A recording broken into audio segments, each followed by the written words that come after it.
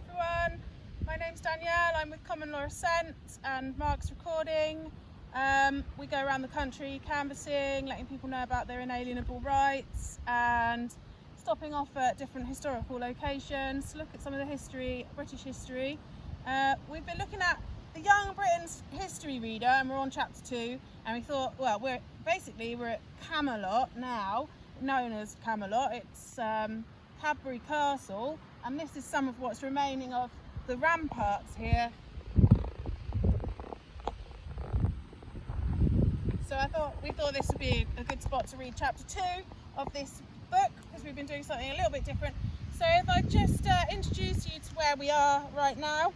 First, I've got this book about prehistoric England. Cadbury Castle in Somerset. Excavated in the 60s, this large hill fort, its ramparts towering 40 foot high in some places, may well be the original of Camelot in the Arthurian legends. The hill is 500 feet high and commands fine views towards the Tor, where we've been, Glastonbury. That's where we came from.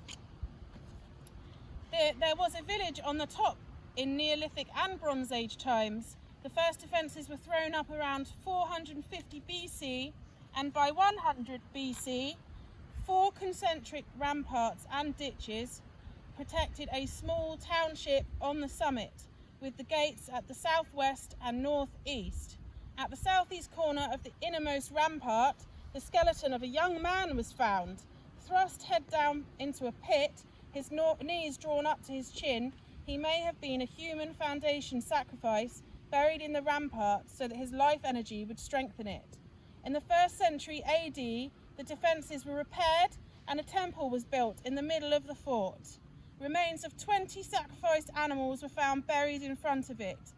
In about AD 70 or 80, the fort was stormed, presumably by Roman troops, and the bodies of 30 men, women and children were strewn in the southwest entrance.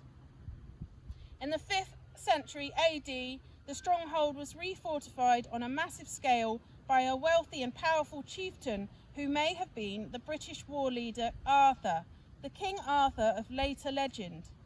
A timber hall, 63 foot by 34 foot, stood on the summit of the hill and served perhaps as his palace and headquarters. According to legend, Arthur and his men lie sleeping under the hill, awaiting the moment to return to life when Britain needs them. In the 11th century, the hill was reoccupied and refortified yet again, and there was a mint here. The excavations have been covered over, and today's visitors are left with the view, the ramparts, and their imagination. I've also heard that King Arthur is buried under the Tor. We went there to pass away. We've heard this legend before. And in this book, we've got part 2, which is about the Romans in Britain, and we thought, as this was the ancient castle of Camelot, and it was sacked by the Romans, and it's also mentioned in this chapter, so we're just going to crack on with that. And there's lots of Roman names, so I hope I get it right. The Romans in Britain. Julius Caesar smiled at their lack of skill, but found their courage worthy his frowning at. That's from Shakespeare's Cymbeline. Okay, the first event in British history of which we have any written account took place in the year 55 BC, when Julius Caesar, the famous Roman leader, landed with an army from Gaul. After a stay of not more than 3 weeks, he withdrew from Britain but returned the following year with a larger and better force. Without wasting time, he began to make war on the Britons in order to bring them under the power of the Roman Empire. The tribes had wisely united to make a stand against the invader, choosing for their leader an inland prince named Casvalon, called by the Romans I've forgotten this already. Cassivellaunus. I had this written down on a piece of paper, but I've forgotten. And I was practicing on the way, but it's tough luck. Okay, so I'll make it up. So anyway, the prince was called Casvalon, called by the Romans Cassivellaunus, called by In the first fight, the British, although beaten, caused the enemy great loss, and there it is, Castellanus, yes, simple. In the first fight, the British, although beaten, caused the enemy great loss, and in the next battle held their own so well that Caesar himself praised them. But success made the Britons too careless, and in a pitched battle they were defeated. In the end, after a gallant fight for his native land, Castellan had to submit, and Caesar, content with his victories, returned to Rome. Nearly 90 years passed before the Romans came again. In AD 43, the Roman Emperor Claudius sent his soldiers to Britain under the command of a skillful general named Aulus Plautius. And is it Claudius? Aulus Plautius. At that time, the chief British king was Caradoc, better known afterwards by his Roman name of Caractacus, where his capital was on the high grounds where the town of Colchester now stands, and all eastern Britain looked to him as their lord. Crossing the Thames, the Roman general marched with his army against Caradoc, captured the chief town of eastern Britain, and put Caradoc to flight. The British king did not lose heart. Hurrying into the west, he so roused the tribes that in that part of Britain that they united their forces and stood up boldly against the power of Rome.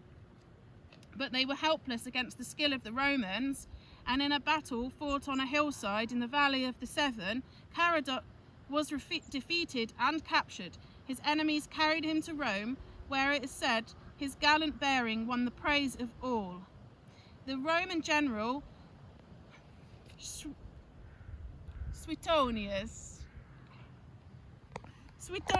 Paulinus carried the work of conquest into North Wales. He crossed over to the sacred isle of the Druids, called Mona then, and Anglesey now, Mona and Anglesey anyway, killed the unarmed priests and bards and cut down the groves of oak trees beneath which they worshipped.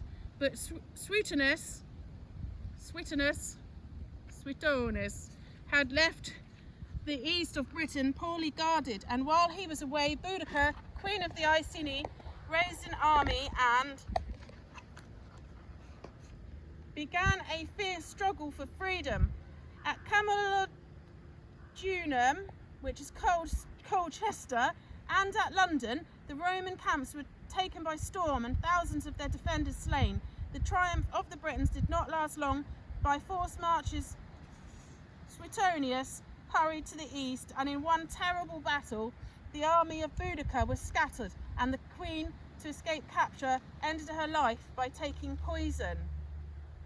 Under the better government of Agricola, I had it written up. Agricola, some 16 years later, brighter days dawned for the Britons. At first the general had to fight, and this he could do with skill and courage, but he also tried to win the goodwill of the Britons by showing them that under Roman rule they could look forward to a more prosperous future. He was a great soldier, a wise ruler, and a good man, and by his kindness and common sense he did much to make the Britons contented. The Romans were clever, not only as soldiers and rulers, but as builders.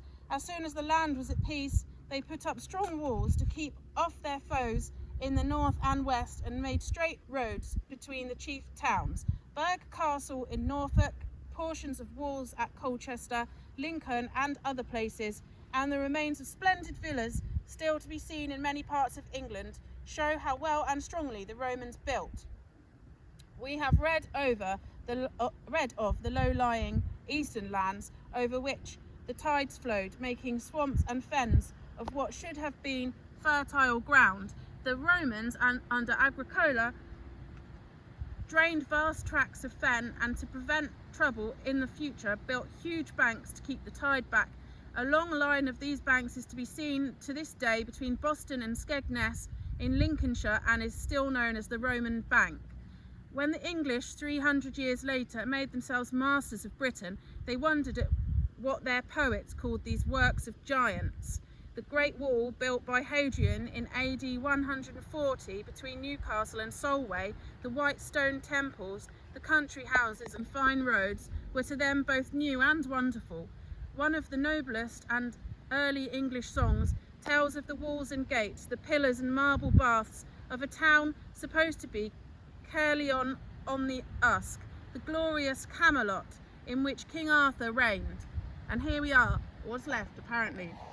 There can be little doubt that it is owing to the Romans that the Britons became Christians. Many soldiers were sent from Rome to our land, were Christians who strove to spread the faith among the British folk. But the Roman rulers were still heathen and did not like the new religion. A hunted Christian was hidden by a Roman officer named Alban. Refusing to give him up, Alban was sent to prison. When offered his life if he would show the hiding place, he boldly said, "I too am a Christian, and I worship the true and living God who created all things." He was sentenced to death, and his head was struck off on the spot where the noble cathedral, built in his memory and called by his name, now stands. But the faith rapidly spread, and in AD 386, Britain was a Christian country. Years passed on, and Britain continued to prosper in learning, trade and comfort under the rule of the Romans. Then trouble came to Rome, enemies crowded around, and soon the capital was in danger. The rulers called the soldiers from Britain to defend the walls of Rome, and in AD 410 there was not one Roman soldier left in our land. And that's it, and we're on chapter 3. So thank you for tuning in, everyone. Thanks for that, and we'll leave some links below to our Facebook pages, groups, website and everything. So yeah, cheers, have a good one.